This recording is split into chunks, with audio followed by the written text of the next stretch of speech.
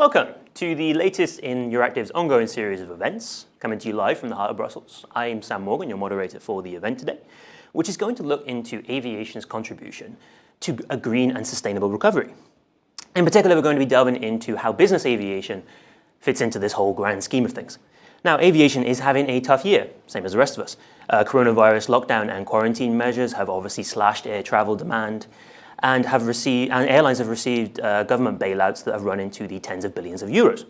A return to business as usual is a bit of a far-off prospect for all of us. Pandemic aside though, there is the small matter of climate action and green policies. How can aviation reduce its environmental impact? What technology is available or needs to be developed in order to make green flying a reality? Which legislative efforts do we need in order to make all of this possible? What can policymakers do to help? That's the important part. To answer these questions today, we have a distinguished panel of guests joining us remotely, and I'm going to introduce them to you right now. First up, we have Bea Jordi Aguirre, who is Director for European and International Carbon Markets at the European Commission's Climate Directorate. Welcome to you. We also have Athar Hussein Khan, who is Secretary General of the European Business Aviation Association, which is very kindly supporting this event today. Then we have Andrew Murphy, who is Aviation Manager at Clean Mobility Group Transport Environment. Welcome to you, Andrew. And we also have MEP Marieanne, who should be joining us anytime soon. We'll get back to him once technical difficulties have been overcome. Welcome, and thanks to all of you for joining the discussion. We'll kick things off with some quick statements from each of you, 2 or 3 minutes just to go over the finer points and the broad scheme of things for this event today, which you will have some interesting insights to share with us, I'm sure. After that, we'll launch into a Q&A where the audience who is joining us today will have the opportunity to ask you a few questions as well. I'll be starting the Q&A for that as well, so look out for that on the online platform. And we'll get straight into it. Bea, if you could maybe start giving us the viewpoint of the European Commission on this, aviation, building back better, where business aviation fits into this as well. The floor is yours for 2 or 3 minutes. Over to you. Thanks a lot, Sam, and a pleasure to be with you today. Thanks a lot to Euractiv for this invitation. I mean, it's a very timely event. It's a moment of great upheaval in the aviation industry, and nothing will be like before. The crisis is extremely painful, as you just mentioned, but also there is an unprecedented opportunity to think in the long term and to make right choices. An opportunity to steer aviation and that we can properly respond to the big challenges of this century, which are little, as you said, with a lot of brackets, which is the fight to climate change and in a broader sense, sustainability. Aviation will recover, and the commissions and governments and member states already are taking and took significant measures to support these very hard times. The Green Deal started as the heart of the mandate of this commission as a growth strategy, and now it's converted in a good steering to a recovery policy. So the recovery must be placed in the spirit of the European Green Deal and not a bad back construction and a conservative back looking. So in this context, we have proposed to increase climate ambition through the Climate Target Plan 2030, keeping Green Deal at the heart of this new mandate, despite the terrible COVID crisis. And we will come with more initiatives. Very active times in the Commission, but not only in the Commission. We have an open Europe, so we have currently an open public consultation. And of course, we will discuss this proposal that we will make in June 2021 with co-legislators. But please speak up. There is this open public consultation until the 14th of January for this ETS aviation revision. This aviation ETS revision will consider ways to implement the global market-based measure CORSIA and also address the weakness of the Green Deal. To your communication, where President mentioned to phase out the free allocations for aviation. The momentum towards decarbonize will not dwindle. We will not let it fade away. The European industry aims for ambitious targets on the long term, and this is also leading the way in the international arena. Very shortly, business aviation. Small but important, and not so small. We are talking about 2% of all intra-European aviation emissions, and also could be is in a very good position to become a key client for ambitious projects: electrification, new airframe designs, hydrogen, e-fuels, and also speedier fleet renewal fleets. Let me just say that most of the business aviation is exempt of the ETS, so this we have an imbalance there, and we would like to debate today about how the other presenters and all the three other panelists have a view there. Just to finalize very shortly, we are in this crisis together. We are in this Green Deal together, not only regulators and industry, but also society as a whole, and we will need to emerge from this together. So it is us will define how we will grow again, and I'm convinced that that green growth will offer more opportunities. So we count on business aviation to be a pilot in this sustainability long-term perspective. Fantastic, thank you for that, Bea. There's some excellent points there that you've already raised that I'm sure we're going to come back to during the Q&A, and maybe some of our speakers will address those in their short statements now as well. Marieanne, thanks for joining us. I'll just redo your introduction because you were just on the verge of joining as we started. You're an MEP sitting on the Transport Committee. You have a lot of sort of interest in aviation, as I understand. Maybe you could just give us now your sort of your take on the issues we're going to be discussing today: aviation, sustainability, bringing the sector back to its feet after the coronavirus, etc. Over to you for 2 or 3 minutes. Yeah, good afternoon to everyone. Thank you for your invitation. Yes, aviation, it's a topic that I am very much interested in. As you know, I am a rapporteur for Single Sky, and I hope that we shall succeed to go through with this regulation, which is lasting since a lot of time. So last week I proposed, and the EPP group agreed on EPP position paper on transport, and of course aviation it's also included in this position paper. I'm sure that you are following the discussions in the parliament, and you could see that aviation, it's let's say very direct, it's under attack, and it's under a lot of pressure in the last period. Commission also is putting transport under pressure. Transport, it's a star in the, let's say, study, impact study, because in my opinion it's not an impact study.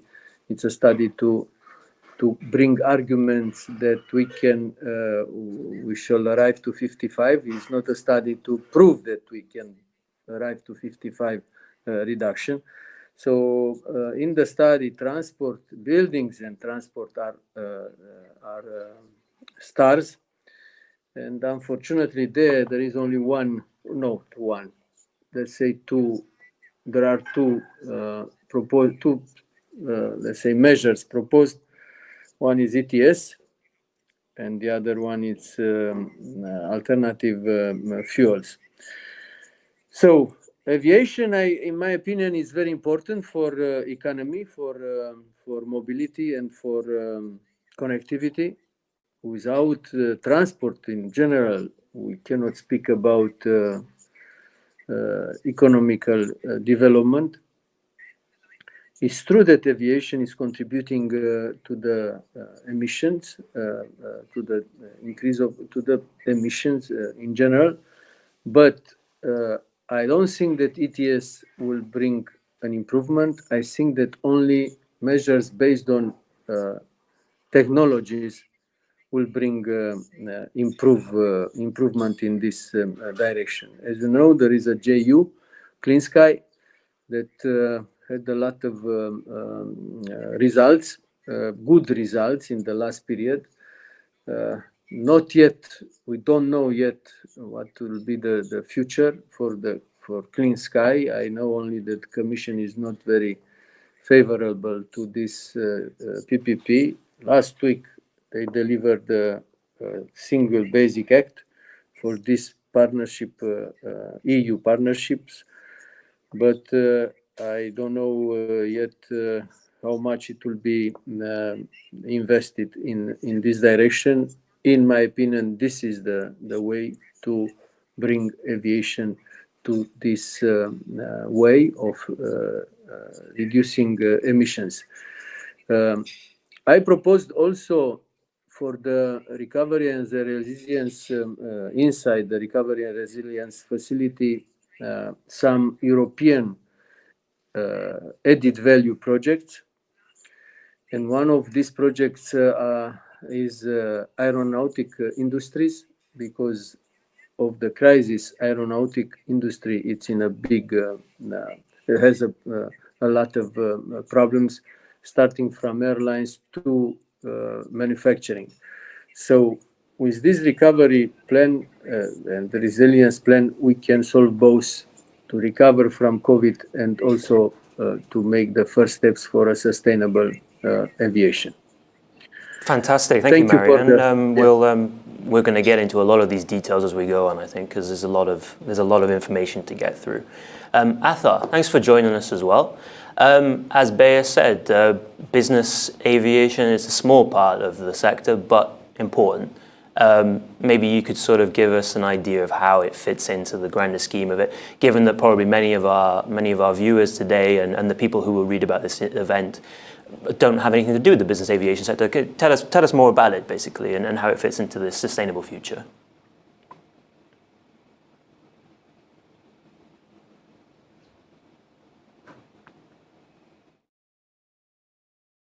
If you could just unmute yourself, Athar, we can't hear you. Sorry about that, Sam. There we go. Apologies. No problem. There we are. Yeah, maybe business aviation, small by perception, maybe, but let me very briefly throw a couple of figures at you. We employ 374,000 people in Europe, directly and indirectly, and contribute almost 90 billion euro to the European economy on an annual basis. What's also interesting that we connect almost 1,500 airports, which is 3 times more than commercial airlines do. So maybe small in perception, but we're certainly a significant part of the aviation value chain. Having said that, let's dive straight into the heart of the discussion today and focus on the climate and on sustainability. I think as it's fair to say that the worldwide business aviation community is continually seeking methods to reduce the environmental impact. Just as an example, in the last 40 years, emissions from business aircraft have reduced by 50%. We were actually the first sector in the aviation industry to use winglets on our wings, which reduces our emissions by about 2% per flight. At an institutional level, we came together about more than a decade ago and developed what we call the Business Aviation Commitment on Climate Change, which runs very much parallel to our colleagues in IATA and the commercial airline world. It sets out a couple of pathways and goals. Let me just very briefly take you through these, again, to emphasize that we have actually done quite a lot in the last couple of years on this. Fuel improvement efficiency by 2% annually in this decade, carbon neutral growth from 2020 onwards, and then halving our CO2 emissions by 2050 compared to a 2005 benchmark. Now, how do we want to do this? Obviously, investing in new technology, which is where the whole innovation paragraph comes into play. More efficient operations and operational excellence in the industry. More efficient infrastructure, which is what Marieanne alluded to as well with the Single European Sky program and project. And obviously also, as Bea mentioned, effective and appropriate market-based measures such as CORSIA and EU ETS. So there's quite a lot going on and quite a lot that we are busy with and quite a lot that we're committed to. Let me just highlight one or two very specific elements. I think one of the key things for us is the successful deployment of sustainable aviation fuels. It's crucial to our sector's pursuit to carbon neutrality, because we believe that it offers the greatest opportunity to significantly and quickly lower the net life cycle carbon emissions from aviation and meet our targets, both the EU's global targets as well as the industry's. Now, obviously, there's still a lot of challenges in that respect with respect to commercial development, uptake, and geographical spread. But step by step, we are actually seeing some progress, and more airports across the globe, which are actually allowing sustainable fuel to be uplifted at their premises. And this brings me to one of the other things that we applaud, which is the ReFuelEU initiative, particularly DG Move, but I would give commends to the entire Commission for that. And we will continue to support that. We have when it was initiated, and we will continue to do so. Why? Because it creates a roadmap that would widen not just the research and development, but also the infrastructure, supply, and the use of SAF across Europe, which is something that we think is key to do this. What we do need to do as EBEA particularly is ensure that the business and general aviation are included in that initiative going forward, and that it's not just ring-fenced for some other partners in the industry. One last remark, Sam, before I close off the introductory remarks, is on voluntary offsets. Now, I know that some view this with some cynicism, but I can assure you that we take it very seriously as an industry, because we feel that carbon offsetting is one of the mechanisms within our commitments that can be used to support the other pathways and initiatives in reducing the footprint, whether it's through regulatory intervention and obligations, such indeed as ETS and CORSIA, or through voluntary purchase. We do see them as a stopgap, not as a solution in themselves, but to help the others that we can achieve together. So let me just stop by that, and happy to take any discussions or questions as we move forward. Thanks a lot. Many thanks for that, Athar. Great overview of the topics that we're going to be looking at over the next hour or so. Andrew, just to close off the opening statements and stuff, you've heard a lot about technology and offsets and how the coronavirus has had an impact on this and where the Commission is going. What's your take on all this? Is the future bright for aviation in terms of sustainability, or is there still some things we need to work on?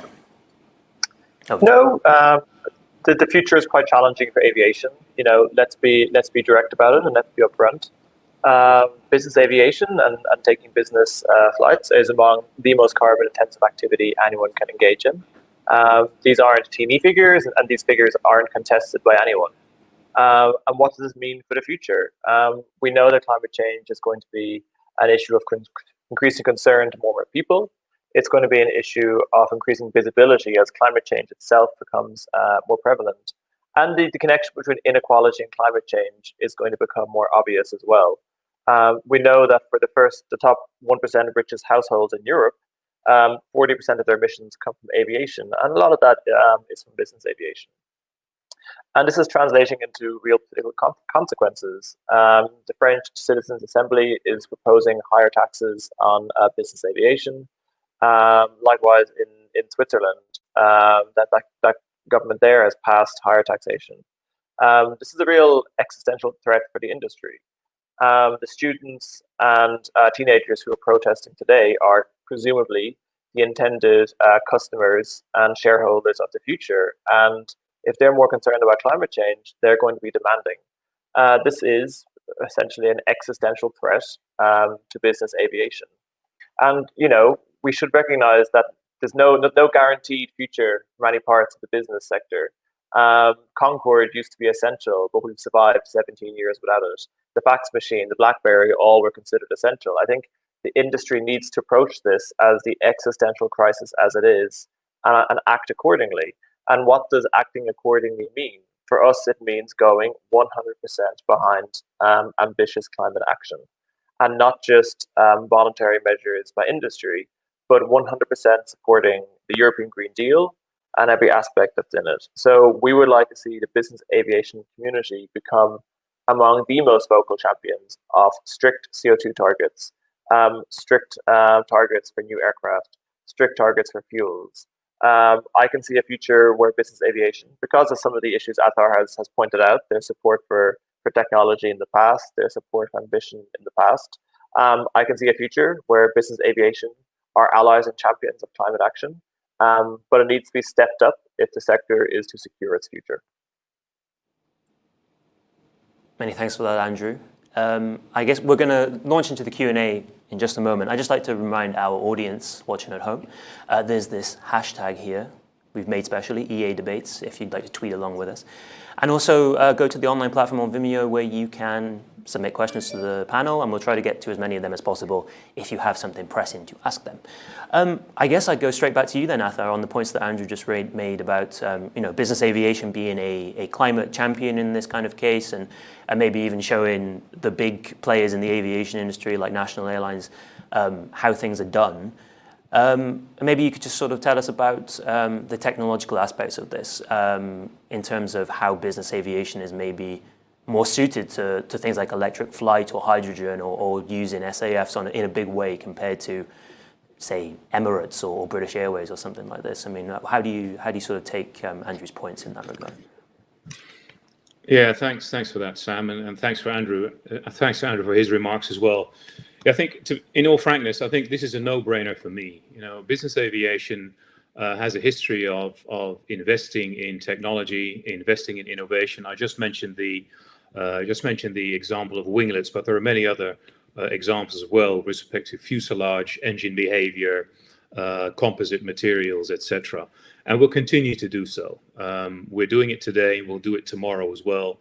I'm of the opinion that this COVID thing is going to be behind us sooner or later, and it's certainly not going to be an impediment to the industry to continue that kind of innovation and investment.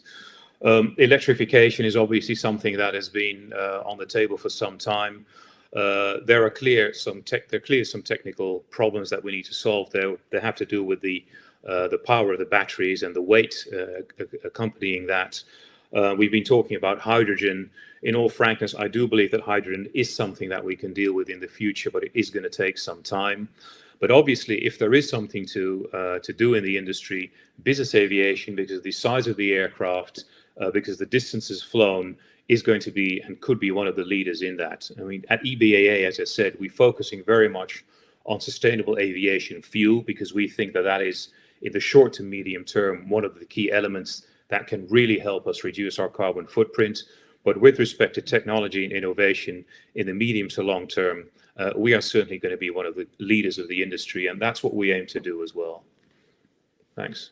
I mean, just getting back to the idea of sustainable aviation fuels, because they do seem to be a sort of short-term drop-in solution, at least, to aviation's emissions challenges. But it also seems to be a bit of a chicken and egg scenario, like in the road transport industry, where people don't buy electric cars because there aren't enough charging infrastructure, so the argument goes, and there isn't enough infrastructure because people aren't buying cars. I mean, just turning to you, Bea, in terms of sort of the commission and legislation, and how do you ramp up the value chain for sustainable aviation fuels? What can you do from a legislative point of view? Is this something that can be paired with the ETS review that you mentioned in driving more money towards these kind of developments, or is there another route? I mean, a very good question. I think that the Commission has many work fronts, and this is on purpose. One of the lessons that we know from climate change is there's no one single solution. We will need to attack and profit and enjoy from all fronts. So ReFuel's initiative and alternative fuels is one of them, perfectly compatible with ETS. So I think that, of course, we will need to handle the limited biofuels. We will need to handle how we work with e-fuels and with other hydrogen solutions. But we are, from a hydrogen perspective, you know that it's one priority, and the ReFuel, it will be tabled also by the Commission very soon. This is compatible with ETS, and if I could say something, the ETS is a machine that its design allows to also invest or give money to invest on biofuels. So we are having the revenues. There's the revenues from member states, just the small number with brackets of around 14 billion per year. This is money for the member states that they use in climate change, so they can invest in biofuels and alternative fuels. Of course, sustainability needs to be a must. And also there's the Innovation Fund. And the Innovation Fund is a specific fund coming from ETS that it's around one. I mean, we have currently a 1 billion call open. Let me do some advertisement. So just to clarify that there is no dichotomy or debate between an alternative fuels, innovation, and ETS. All the three can work together. This is my statement. Thanks for that, Bea. Athar, I think you had a point that you wanted to add there as well. Well, I mean, picking up on Bea's point, and as I said in my introductory remarks, we're very supportive of the ReFuel initiative, particularly for the reasons that Bea just pointed out. And we do feel that it is a, let me call it an institutional instrument that can help the industry in reducing its carbon footprint. As I said, we just need to ensure that business aviation as an industry is taken on board in that equation as well.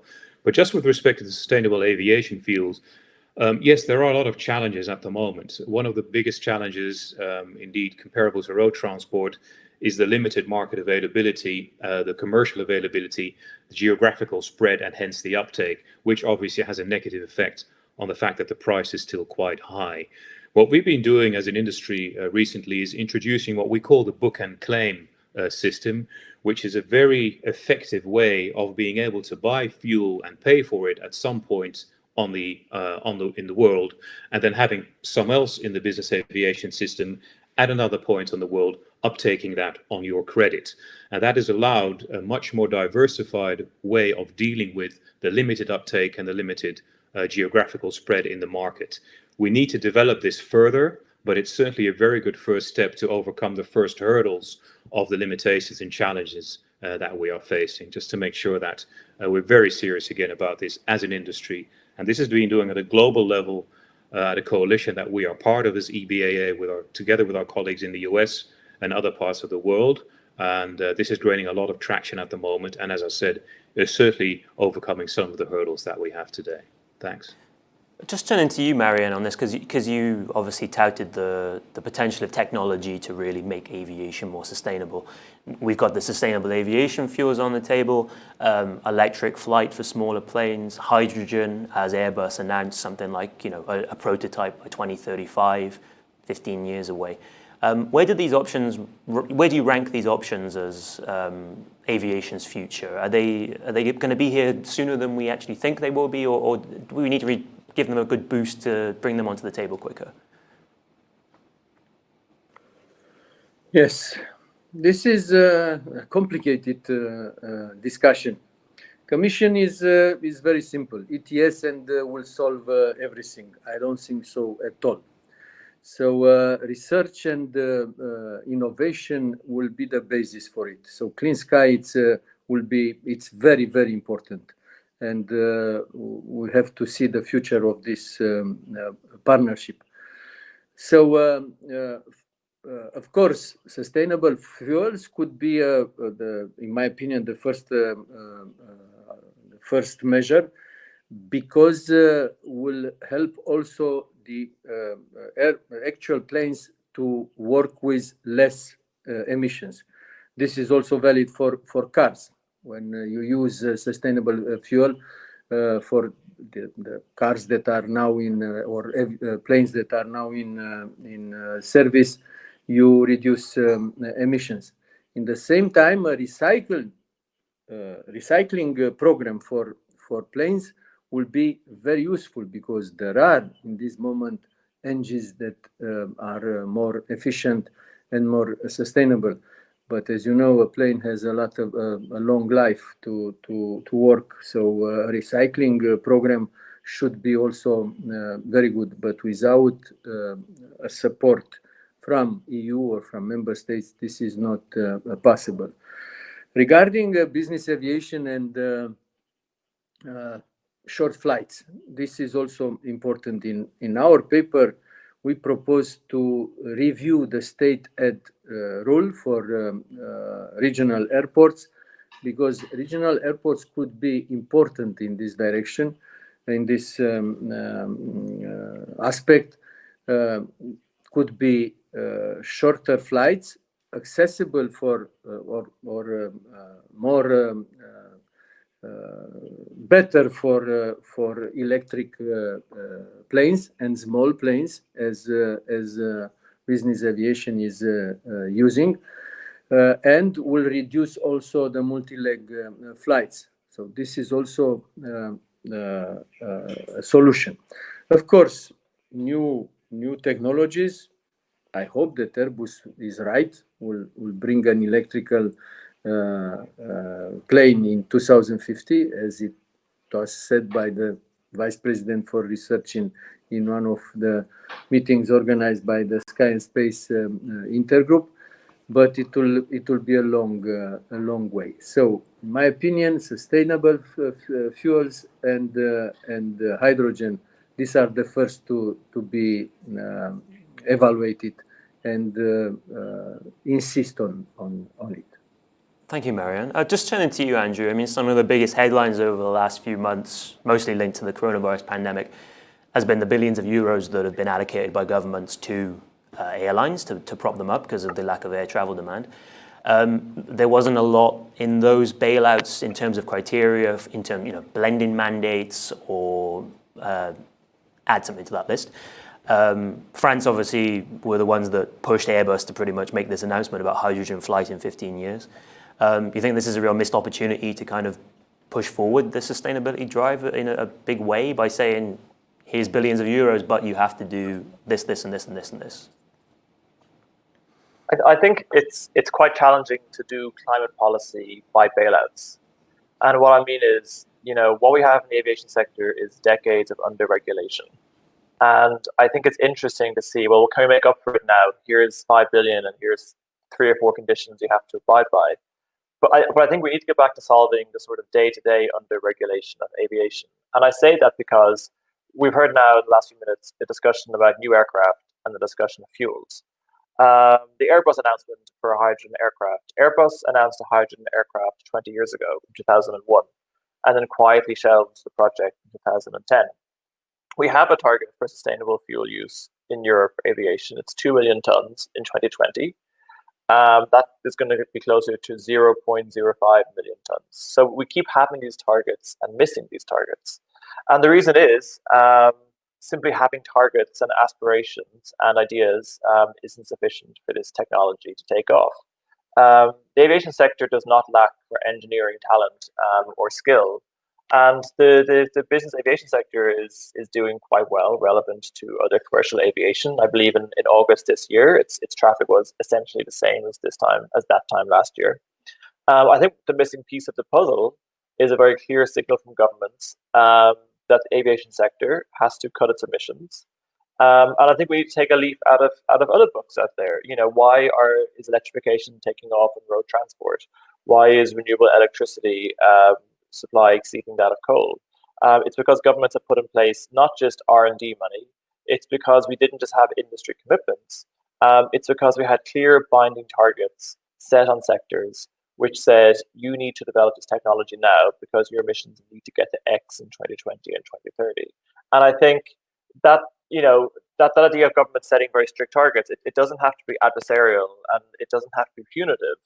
But it does have to be very clear and ambitious and set right now, because we're not going to get aircraft in 2035 unless in 2020 we say, you need to have that aircraft in 2035 because your short haul aircraft are going to be banned unless they're hydrogen or electric or things like that. There's nothing beats the regulatory power of government in setting targets for sectors. I mean, just shooting that over to you, Athar, to pick up on that point about how governments need to give sort of clear indications of where they want policies to go, where they want the industry to develop. What does the business aviation sector really need from governments in that case? I mean, going back to sustainable aviation fuels, I assume that you're largely at the mercy of airports that have the infrastructure to supply sustainable aviation fuels, for example. Is that a real sort of missing piece of the puzzle, if you like, where governments can sort of step in and say, every airport needs to be able to provide a certain number of millions of litres a year? Just as an example, I mean, where do you see the missing? Yeah, Sam, I mean, I think that's one of the elements that would certainly be helpful. I think the production of sustainable aviation fuel is probably the key element. Distribution and the geographical spread is probably the secondary. But I mean, the big challenge at the moment lies in the production as such. If governments could help, could incentivize that research and development, could incentivize airports or countries, member states here within Europe, to develop the infrastructure to allow for that kind of uptake, that would certainly be very helpful. As I mentioned in my opening remarks, business aviation flies to about 14 to 1,500 airports and connects these airports within Europe. And I mean, we would need sustainable aviation fuel at a significant part of those airports in Europe. So that's, quite a challenge still ahead. But I certainly would welcome any regulatory intervention to stimulate that. But picking up on Andrew's point, let's not fool ourselves here. There are prototypes of electric aircraft at the moment flying around as we speak. Electric vertical takeoff and landing, but also horizontally flying aircraft. These prototypes are flying around today, and we've actually showcased a number of them at our annual show that we host with our American colleagues in Geneva every year. But I think one of the other things, and this goes to Marieanne's point as well, I want to stress as well that as an industry, it's sometimes a bit frustrating to hear a lot of calls that governments need to intervene, whether it's the governments or whether it's the European Commission, whether it's on tax or whether it's on clamping down in other ways or incentivizing things for the industry, where those same governments have now for the last 20 to 25 years failed to deliver on an efficient air traffic management system, the Single European Sky. We all know that that is one of the biggest environmental saving projects that we could actually develop here in Europe. And as I said, as an industry, it's frustrating to see that stalled over and over again. And I appreciate Marieanne's work in the Parliament, and he's been busy with this for years, if not decades. But we're still at the same situation that the skies in Europe are very inefficient, which is causing a lot of unnecessary fuel burn, unnecessary emissions, and a lot of headaches for the industry and passengers as well. So as a side remark, looking at what the regulators could do, that would actually be one of my low-hanging fruits that I would certainly advocate. Thanks. Just turning to you, Bea, and picking up a point that Marieanne, who's having a bit of technical problems at the moment, we'll try and get him back. What he said earlier about how the ETS is not the silver bullet for climate policy, although the Commission does put a lot of stake in it, and the review is due next year, as you said. How big an impact can the ETS have on aviation, considering the fact that it only currently includes intra-EU flights, and how free allowances are still a thing? Do you see a real sort of scope to get aviation into the ETS in a bigger way, or is it more just fine-tuning the current rules?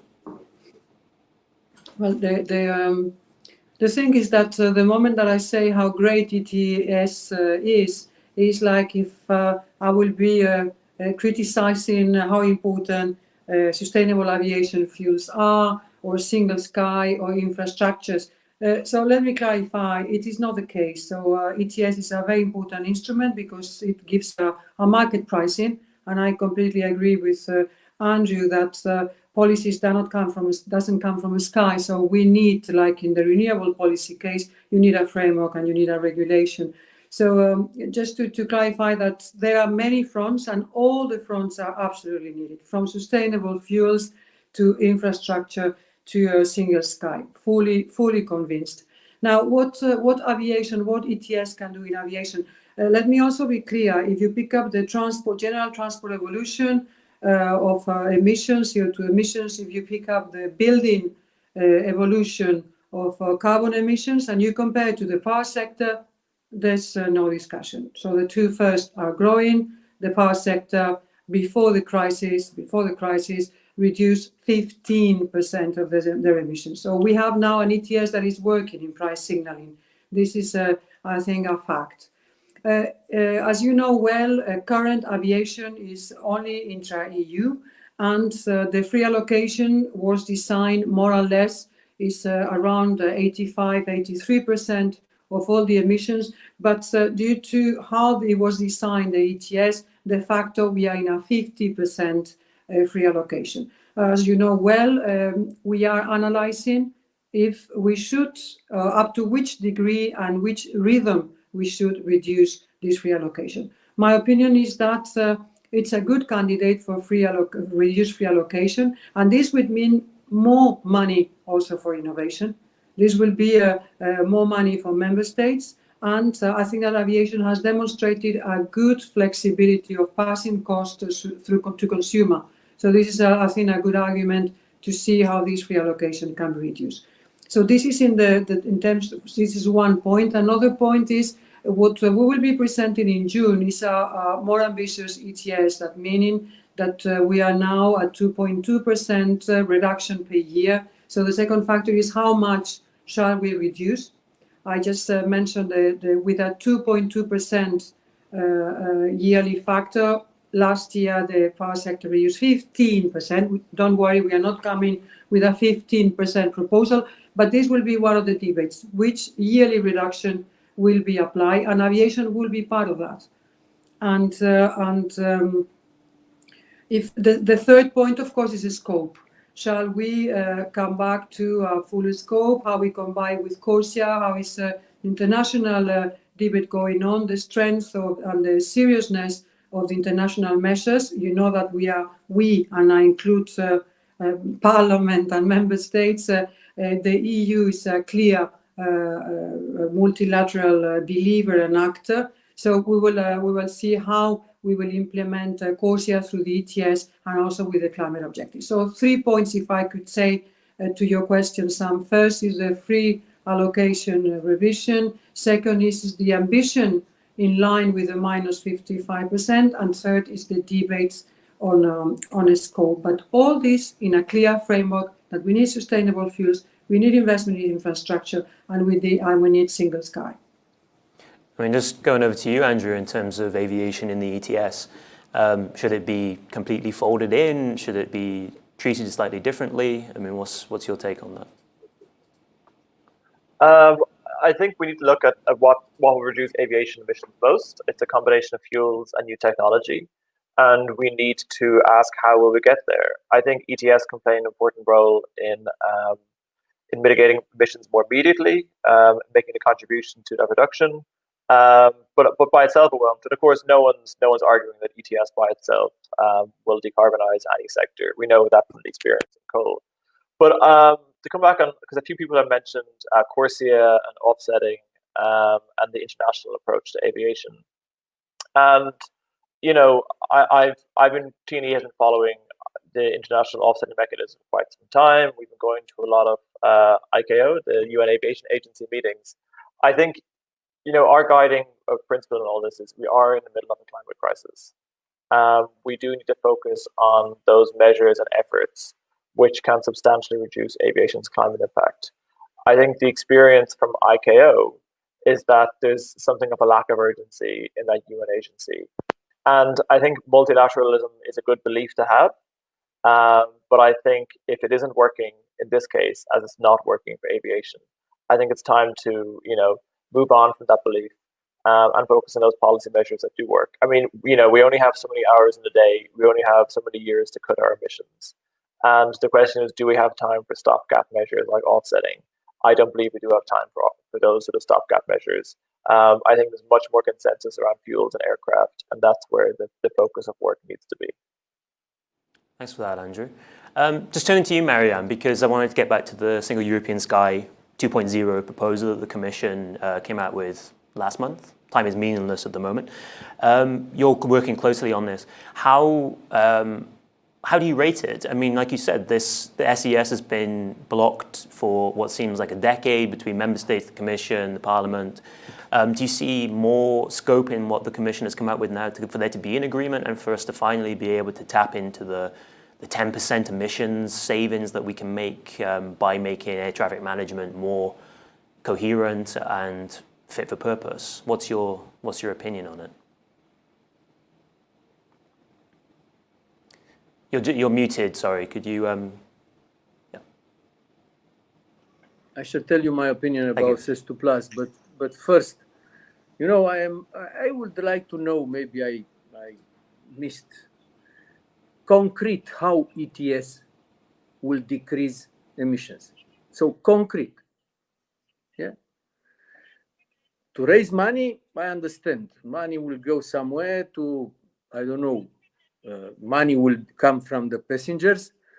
That's clear that the prices will go up, which means that the number of passengers will go down.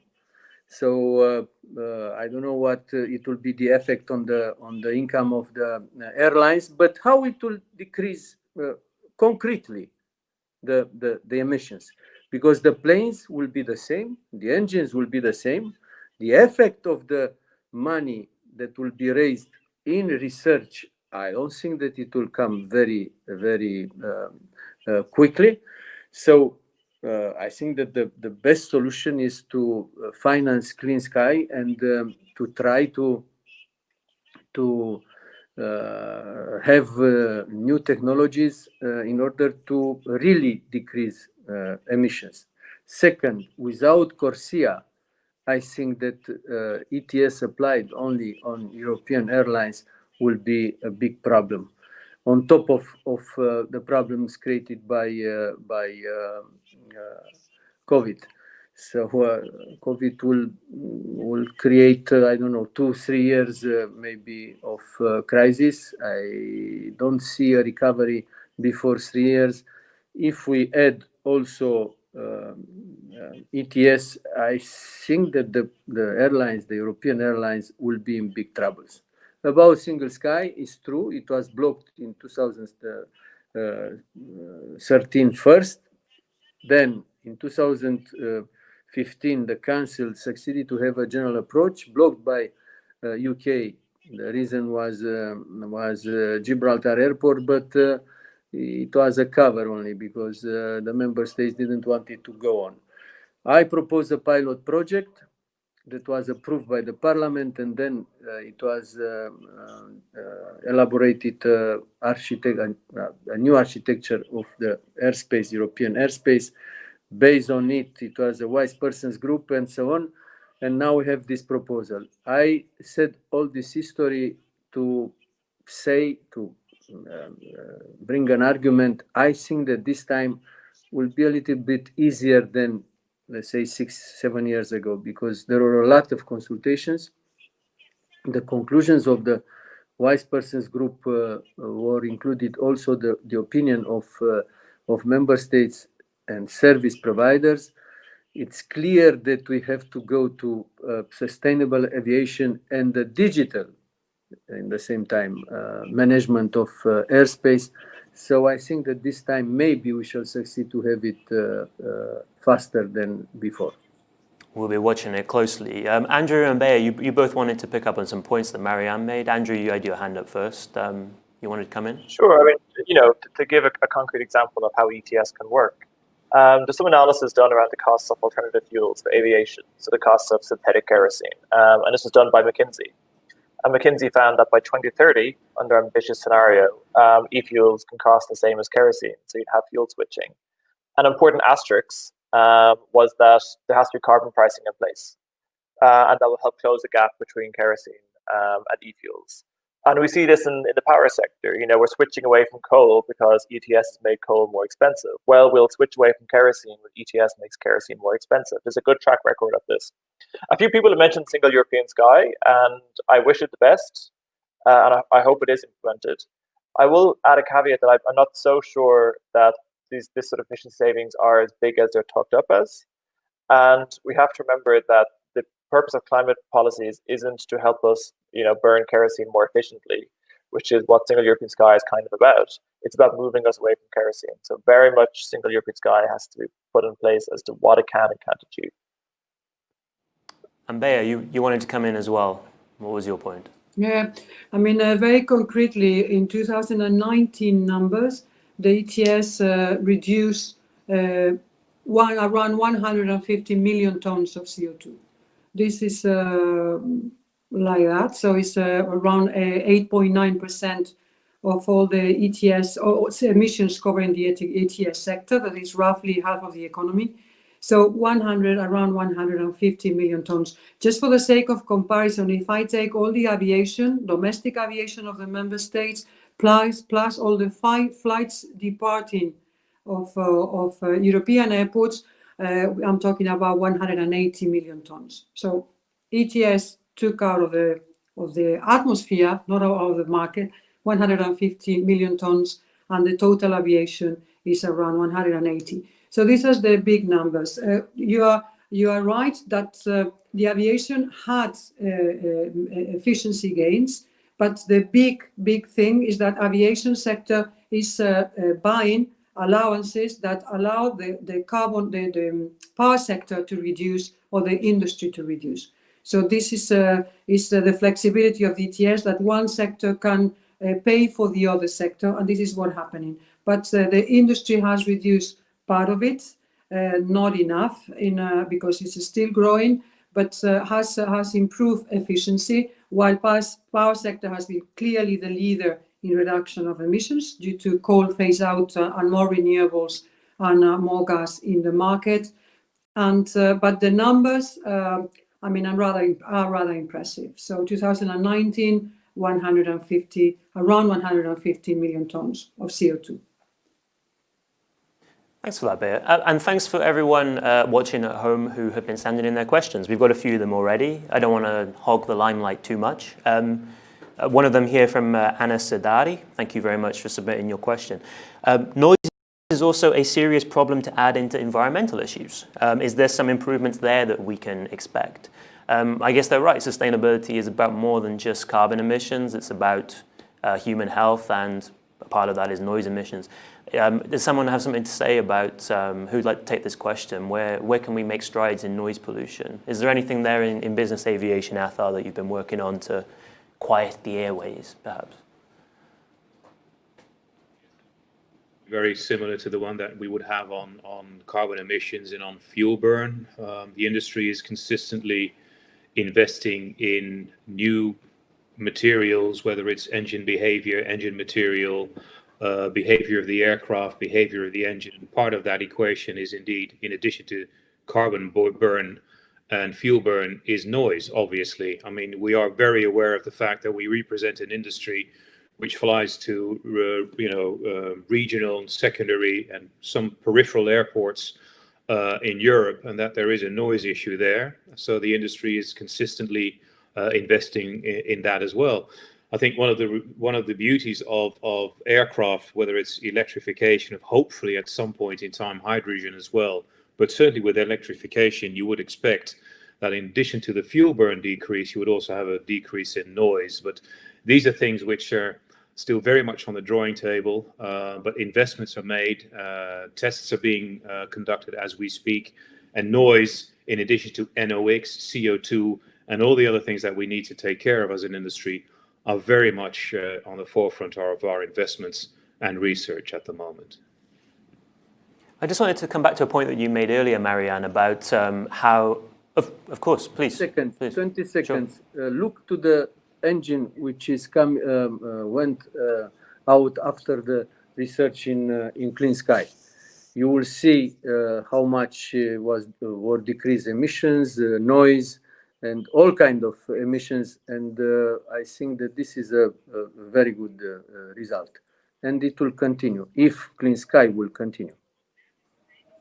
Did Bea, Andrew, did you have any points to add about noise pollution on top of other environmental concerns?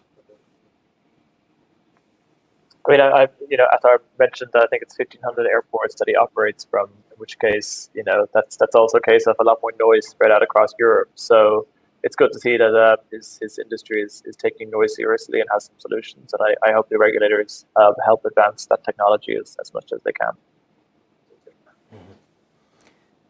And Bea, anything to add on noise pollution? Nothing to add there. No, thank you. Marieanne, I wanted to come back to a point you made earlier about research and development being, it's crucial in this kind of push for greener planes and everything. The budget deal, the MFF deal the Council agreed to earlier in the year, cut research and development funding, essentially, compared to what people wanted. Do you think that's a real huge mistake, and is that something that your colleagues in the Parliament are pushing for in the ongoing negotiations on the MFF to bring research and development funding back to the levels you want it to be? Yes, I know that this is one of the big stories with cut in the research, cut compared with the proposal of the Commission, which was higher than last MFF. I think that there is a lot of money for Horizon EU. At the end, it's the third budgetary, let's say, segment of MFF after cohesion and agricultural. I think that we should look more to the spending of the money, because a lot of money is going right now to the universities, and especially to the Western universities, for now as called collaborative research, which was in the past basic research.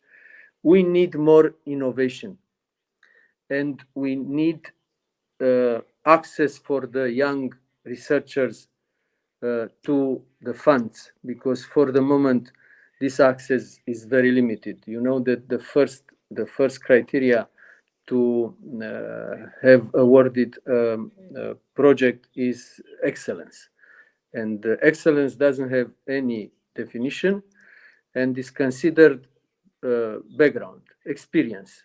And as you know, a young researcher doesn't have experience but has very good ideas, and that's the reason that they are leaving, because Canada or United States or China, they are not asking what is the experience, they are looking to the idea. And so I think that it's enough money, but must be redistributed, not as it is now, in a better way for what we need now. I don't say that basic research is not necessary, collaborative research is not necessary, but we need more practical results of this research. And this could be done through redistribution of the money inside Horizon EU. Bea, I wanted to come back to just ask you quickly about the ReFuelEU initiative coming out next year. Could you just sort of explain more tangibly what that will actually involve? Will it include legislative initiatives, or will it be more of an overarching kind of scheme in order to scale up SAFs? Maybe you could just give us a bit more detail in that regard. No. Well, I would love to, Sam, but well, we are in the making. It's in the preparation in the Commission. The idea, and I will. As you know, our colleagues in DG Move are leaders there, so we follow, of course, and we work with them.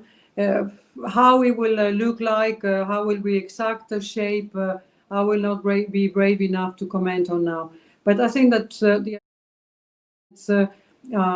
these alternative fuels and this new work stream for the aviation industry, that is the interesting part. I will not give you more details there, because we are not leading on that dossier, and it's also still in the making in the Commission. You can't blame me for trying, huh? How about you, Athar and Andrew? What would be your kind of big asks from the ReFuelEU initiative? Would it be for it to be binding targets for blending mandates, or something more subtle, shall we say? Andrew, let's start with you. What would you want from it? I think, two things. The first is, let's create a real market for fuels. We've spoken about a market for fuels for 20 years now with aspirational targets. So let's create a market. What does the market have? It has supply and it has demand. I think supply needs to come through mechanisms which encourage the production of fuels. Something like a central auctioning mechanism, which will pay producers to produce these fuels. We've seen that type of auctioning mechanism work well in other sectors. That's the supply side. The demand side, yes, it comes from mandates. These fuels will be more expensive at the start, and therefore they're not going to be used unless there's a mandate on the aviation sector to use those fuels. The other aspect we're looking at is the type of fuel.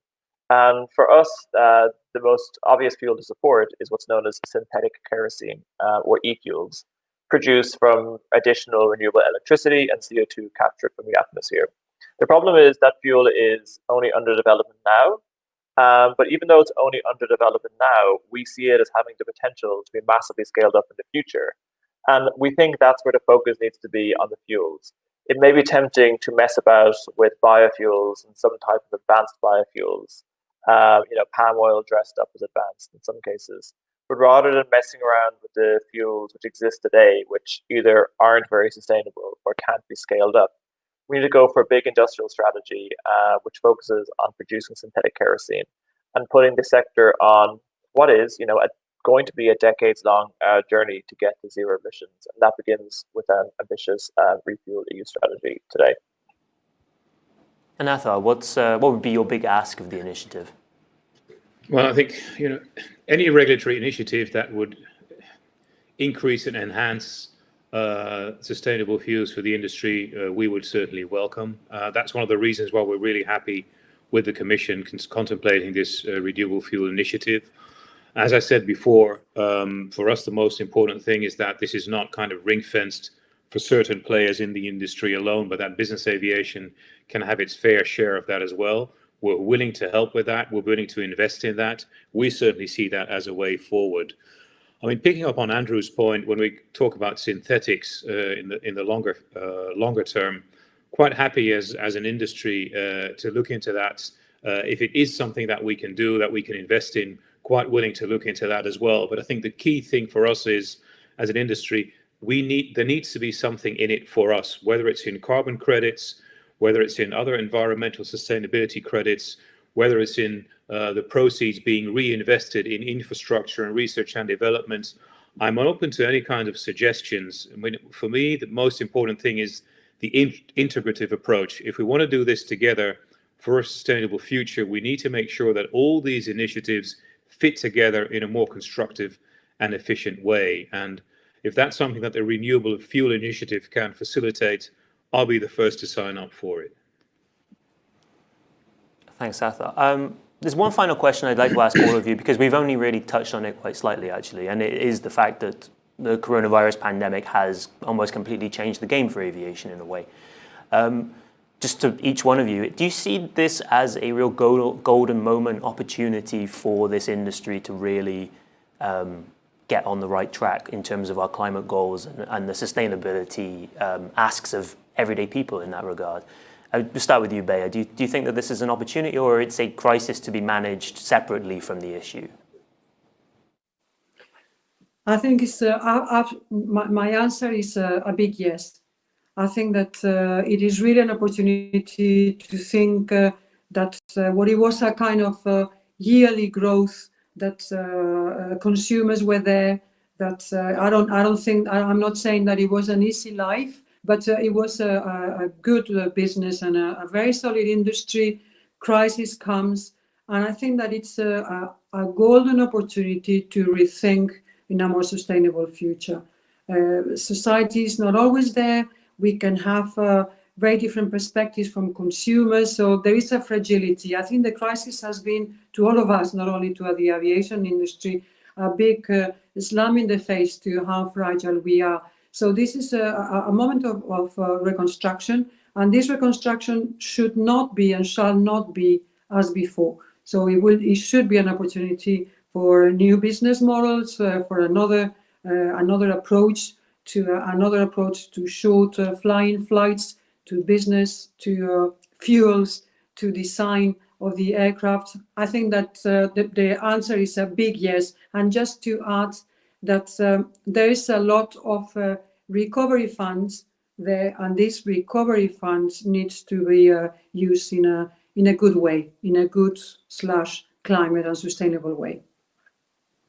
Thanks, Bea. Marieanne, the same question. Is the coronavirus pandemic an opportunity for aviation, or is it a separate crisis that just needs to be dealt with in a separate way? I think that with pandemic, without pandemic, we need to take the same measures in aviation, because, as I said, we need to go for a sustainable and digital industry, aeronautical industry. So I think that the crisis, which is very hard now, should be tackled in another way. This is other story, and the way to sustainable aviation should have other measures to be taken. So it's in my opinion, it's more difficult to take the way for sustainable and digital aviation now because it's a pandemic, but we have to do it. But in the same time, we have to think to the future and to provide a future for this industry.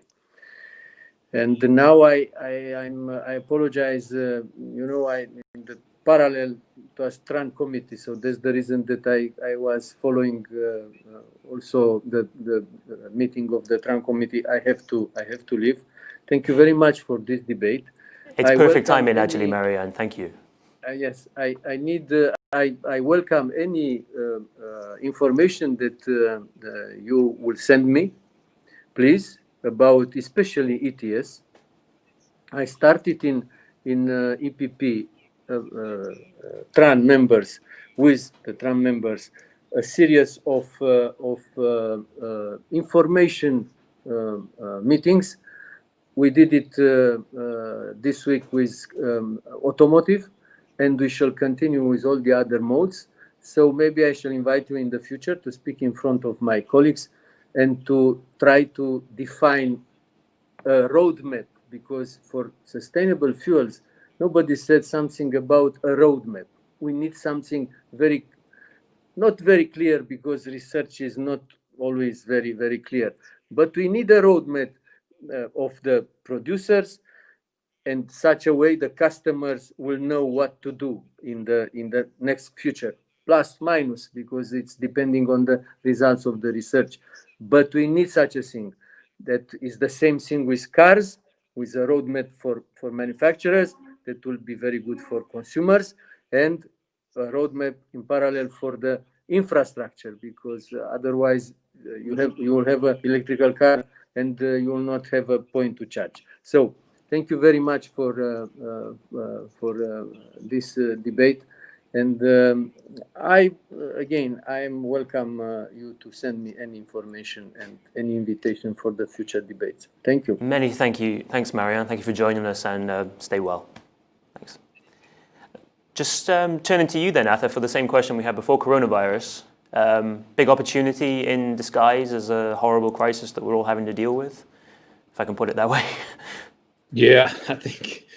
Let's be frank about this. I think one of my colleagues on the panel earlier today said that business aviation was kind of still doing okay. Make no mistake, business aviation is devastated by this crisis. Might not have been as bad as some of our colleagues in the big commercial industry, but still, at the worst peak, we were still at minus 60% compared to last year, and there was a slight recovery indeed in August. But currently, we're back to minus 20% year on year. So it has had a devastating effect on the business aviation industry as well. But as the expression goes, never waste a good crisis to move on and move forward. That's probably the same here, although I would argue that it doesn't really make a difference. I think much of what I've said today, we would have done as an industry, and we're committed to do as an industry, irrespective of COVID. COVID is going to be behind us at some point in time. We're looking forward to that, clearly, because that will be, that will put the industry in a position to pick up on much of what it did before the crisis hit all of us. I don't think it makes that much of a difference. We are committed to sustainability. We're committed to reducing our carbon footprint. We're committed to a sustainable future, and we will keep on doing that, crisis or not. There might be a bit of a stall in what we've been doing during these last couple of months, but I don't think, in all honesty, looking at the long run, it's going to make much of a difference. Thanks for that, Athar. Andrew, same question, I guess. Coronavirus. I think where I disagree with Athar, sorry to end on a disagreement, is I think twice you said that COVID is going to be behind us. And I'm actually not that confident that COVID is going to be behind us. Maybe COVID-19 will. But I think what we understood from this crisis, and Bea touched on it when she talked about sort of the fragility of our planet, is these sort of climate crises, these sort of pandemics could actually accelerate as climate change accelerates. There's a strong link between deforestation, between the loss of diversity and these sort of pandemics. So I'm actually not that confident that we are going to emerge in sort of sunny uplands beyond the COVID-19 crisis. I fear it's going to keep coming back. I do think also that compared to other parts of the aviation sector, business aviation has held up better, as you acknowledge yourself. And there is some evidence that actually inequality has widened in the course of this crisis in terms of who's done well out of it. And actually, just to kind of touch back on the earlier discussion on research funding, I do think there is that that section of the aviation sector can be used to fund some of these fuels, some of these aircraft designs, and to finalize on maybe on a more positive note. I do hope the business aviation sector, as we work to emerge from this crisis and create a more sustainable sector, can be front and center in some of those investments. Thanks, Andrew. We have 5 minutes left, and we'll try and end on a positive note, as possible that might be. So Airbus gave 2035 as the deadline that they want to debut their hydrogen-powered plane, right? So I'd like to ask each one of you for your final statement, 1 minute or something, to just say how you would like aviation to look like in 2035 when this plane is supposed to arrive, if it's not already arrived, if you take that. Bea, start with you. How do you want aviation to look in the next 15 years?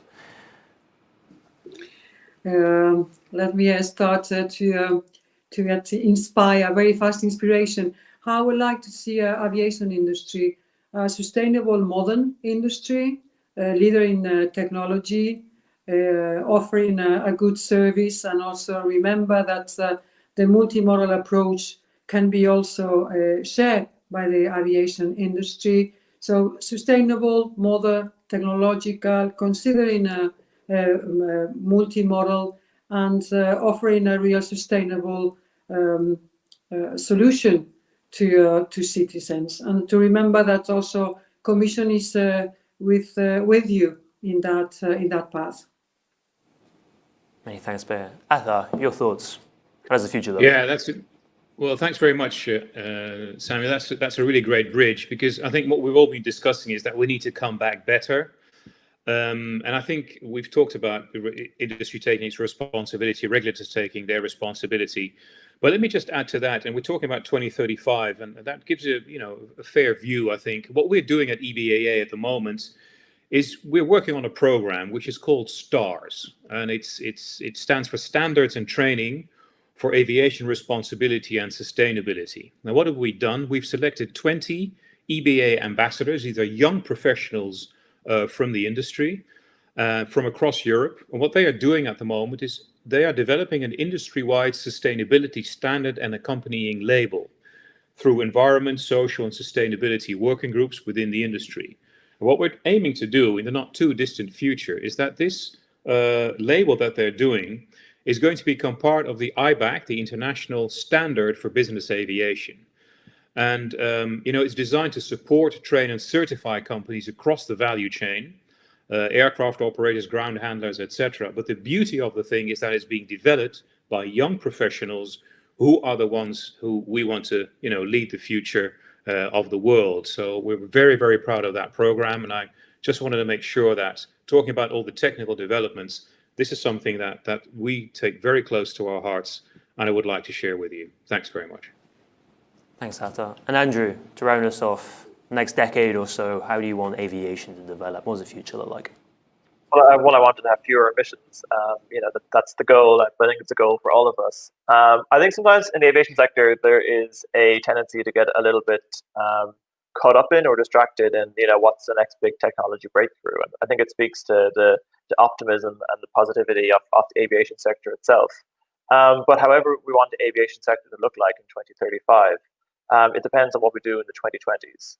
We've got to do the boring stuff this decade around climate targets and investments and legislative measures if we want to kind of enjoy a more sustainable aviation sector in the 2030s. So whatever it looks like in 2035 is very dependent on what we do in our day-to-day jobs, all those panelists, in the coming months and coming years. Fantastic. Well, thanks you to all three of you, and also to Marieanne for joining us, even though he's departed now. I think it's been a great discussion about a subject that we're going to be coming back to, whether or not it's when the European Commission proposes the review for the ETS, the ReFuelEU initiative, and different initiatives from the private sector as well. So thank you to all three of you. Thank you for taking the time to join us, and it just remains for me to close out the event. I thank you to all of our audience members for watching us. Keep tuning into Euractiv. We'll keep following these issues very closely for you so you don't have to go digging for them yourself. And stay tuned, because it seems like it's going to be an exciting time for aviation. And more importantly, I'd like to wish that all of you stay well, because it's a tough time that we're going through at the moment. So there we go. And thank you for joining us for Euractiv events. We've got more coming in the next few months or so, all virtual for the time being. And we'll be delighted to have you be a joiner in that. So goodbye for now.